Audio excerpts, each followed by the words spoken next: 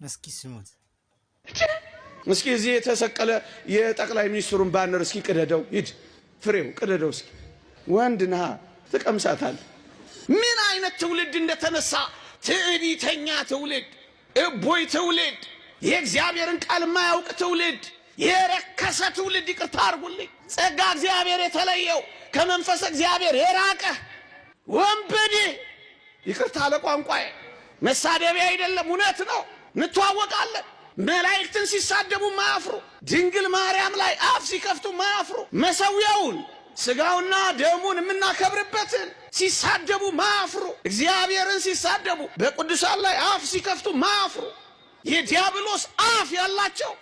እኔ የሚያሳዝነኝ የአይሁድ ፊት ብቻ አይደለም፣ የዚህ ዘመን የመናፍቃን አፍና ፊት እንዴት ይበላት የሆነችን ቅድስት ድንግል ማርያም። ምራቃቸው አይገርምም? እስኪ ያንተ እናት ፎቶ ላይ እስኪ ምራቅ ልጥፋ፣ ዝም ትለኛለህ? ኧረ ነው። ምናልባት ታመው ሊሆን እንደሚችል ግን እጠረጥራለሁ። መቼም ጤነኛ እንደዚህ ያደርግ።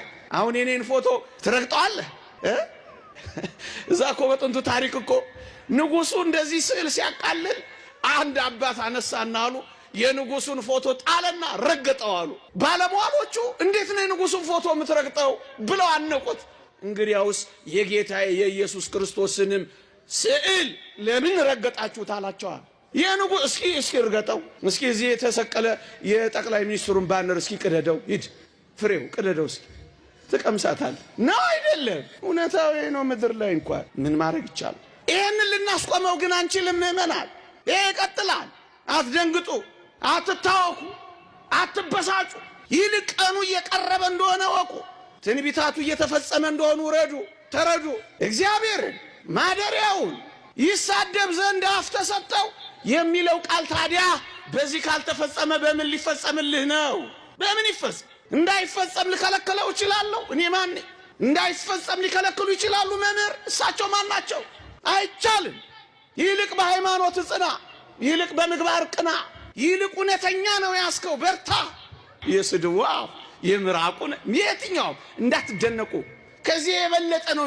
በክፋት እየባሰ ይሄዳል፣ በክፋት እየባሱ ይሄዳሉ። በቃ አትደነቁ። እግዚአብሔር ይሄን ስንከላከል እንድንኖር አላደረገን። ምንድነው? እናስተምር፣ እንማር፣ በሃይማኖት እንጽና፣ ንቅና። በቃ አለቀ። ከዛ ራሱ ይጠፋል። የጠላትን ክንፉን የሚሰብርልን ከእግሮቻችን የሚጥልልን ሚካኤል ስለ ሙሴ ሥጋ ሲከራከር ሰይጣንን እግዚአብሔር ይጣላህ ያለው ሚካኤል አያስፈልገኝም የሚል ትውልድ ተነስቷል። አያሳዝንም? እንኳን ቅዱስ ሚካኤል አንተ ለእኔ እንደምታስፈልገኝ አያውቅም፣ እኔ ለአንተ እንደማስፈልግ አታውቅም። ወገኖቼ እኛ ኦርቶዶክሳውያን የምንረዳበትን አእምሮና እውቀት እንግዲህ ተረዱ። ምን ይላል?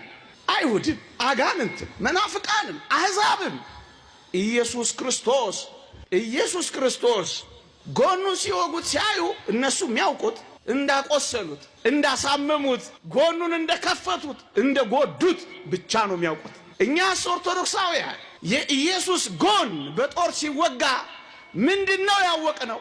ምንድነው የተረዳነው ካላችሁኝ፣ የሱ ጎን ሲወጋና ጎኑ ሲከፈት የገነት በር እንደተከፈተ እናውቃለን ይላል ቅዱስ ኤፍሬም።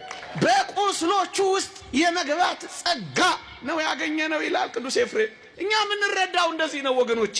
አይሁድ፣ አሕዛብን፣ መናፍቃንን ኢየሱስ ክርስቶስ የመጨረሻውን እስትንፋስ መስቀል ላይ ሲተነፍስ ሲያዩት ያበቃ የሞተ ነበር የመሰላቸው።